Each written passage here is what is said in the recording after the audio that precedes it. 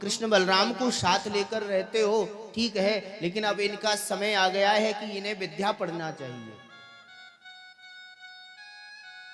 और विद्यार्थी के लक्षण है काग चेष्टा वको ध्यानम स्वान निंद्रा तथैव च अल्प आरी ग्रह त्यागी विद्यार्थी पंच लक्षणम। ये सारे लक्षण जिसके अंदर हैं वो मानो विद्यार्थी है। और अब तुम्हें भी कृष्ण बलराम को विद्या पढ़ने भेजना चाहिए।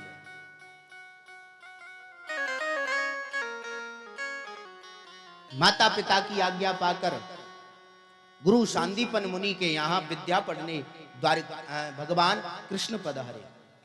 जबकि परम पिता है, परम ब्रह्म है, सारी विद्या वहां से प्रकट हुई है, फिर उन्हें विद्या पढ़ने की आवश्यकता क्या पड़ी?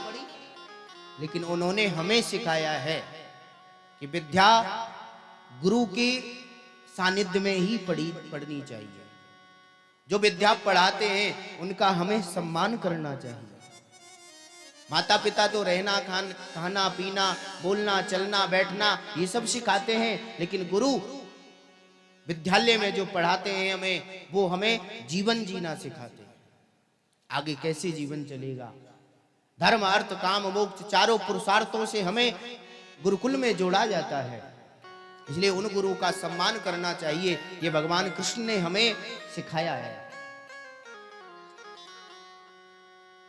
विद्यार्थी को विद्यार्थी के अनुसार ही जीवन जीना चाहिए। विद्या के समय घर परिवार नाते रिश्तेदार माता पिता इत्यादि उनसे मोह दूर कर देना चाहिए, और वही मोह जो प्रेम है वो विद्या से करना प्रारंभ कर देना चाहिए। काग चेष्टा, कौए जैसी चेष्टा होनी चाहिए, बुगले जैसा ध्यान होना चाहिए, कुत्ते जैसी नींद होनी चाहिए। लेकिन अब तो विचित्र,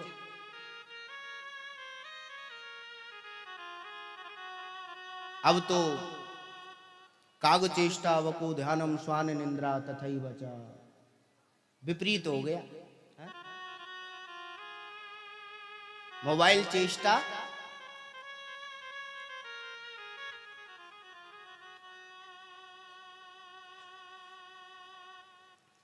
वराह ध्यानम, कुंभकर्ण निंद्रा तथैव च। आज के विद्यार्थियों के लक्षण हो गए। मोबाइल में इतनी चेष्टा इच्छा रहती है, उसी में घुसे रहते दिन रात। अच्छा, मिलने वाला कुछ नहीं, मिलने वाला कुछ नहीं। 4 10 20 100 200 1000 2000 लोग जोड़ लेते हैं, बस बन गए बादशाह। और जब संकट की घड़ी आती है तो वही बादशाह जो बना बैठा है 1000 2000 लोगों को जोड़ करके, अब उसके साथ एक भी दिखाई नहीं पड़ता।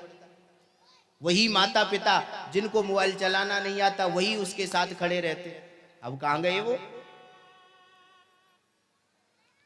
माता पिता के पास बैठा है, लगा मोबाइल में।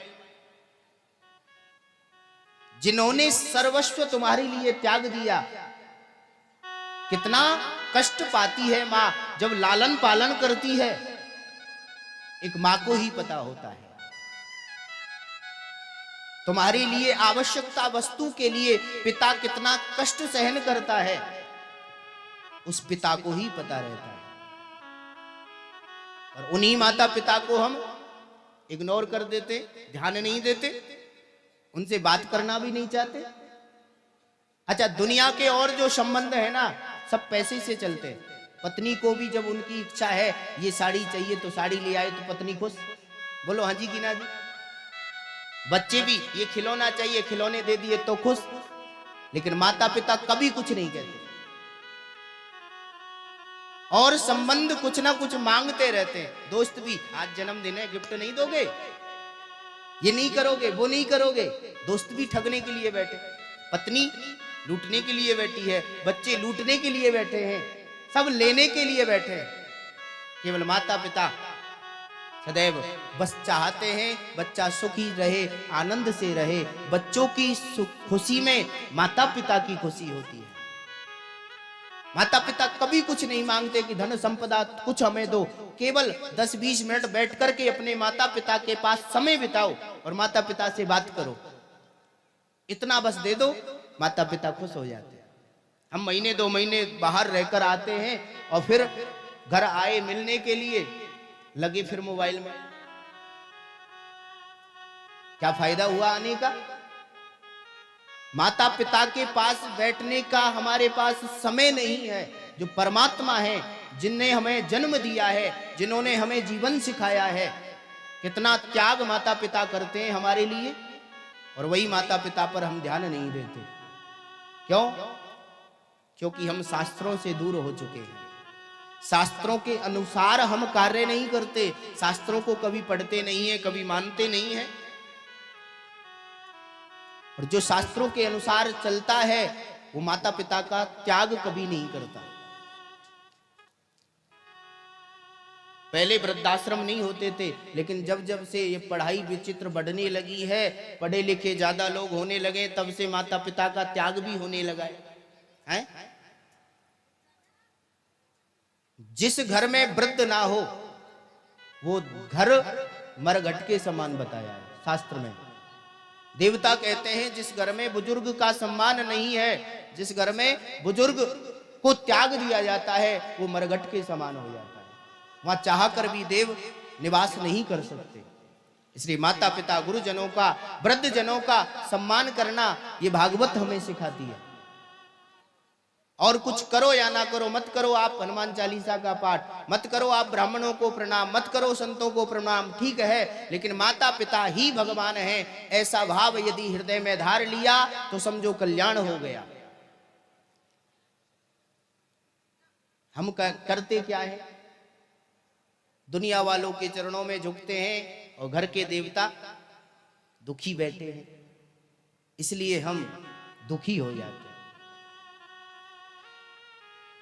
आजकल तो लोग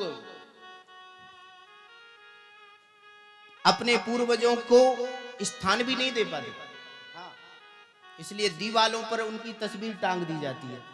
एक छोटी सी अलमारी तक नहीं बनवा सकते कि यहाँ हमारे पितृ बैठ करके आराम से रहें, आनंद से रहें, नहीं, इसलिए दीवारों पर पितरों को टांग दिया जाता है। फिर जब हमारी जिंदगी टकी घूमती है ना, फिर हम रोते हैं, क्या करें। अरे जब पूर्वजों की तस्वीरों को तुम दीवार पर टांगोगे तो तुम्हारी भी जिंदगी टकी ही जाएगी, बचने वाली नहीं। इसलिए जैसे भगवान का एक मंदिर पूजा घर होता है, ऐसे ही एक स्थान पितरों का भी होना चाहिए। उन्हें ऐसे दीवार पर टांगने की कहीं कोई परंपरा नहीं, उस दिशा में टांग दो, उस दिशा में। आजकल इंस्टाग्राम पर इतनी वीडियो आने लगी, राम राम, कहां से गुरु प्रकट हो गए, जहां उन्हें खुद नहीं पता कि क्या करना है वास्तविकता, लेकिन उनको देख करके हम लोग वैसा ही करने लगे।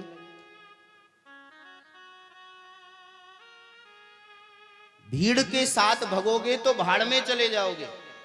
इसलिए हम कहते हैं शास्त्र के अनुसार चलो तो कल्याण हो जाएगा।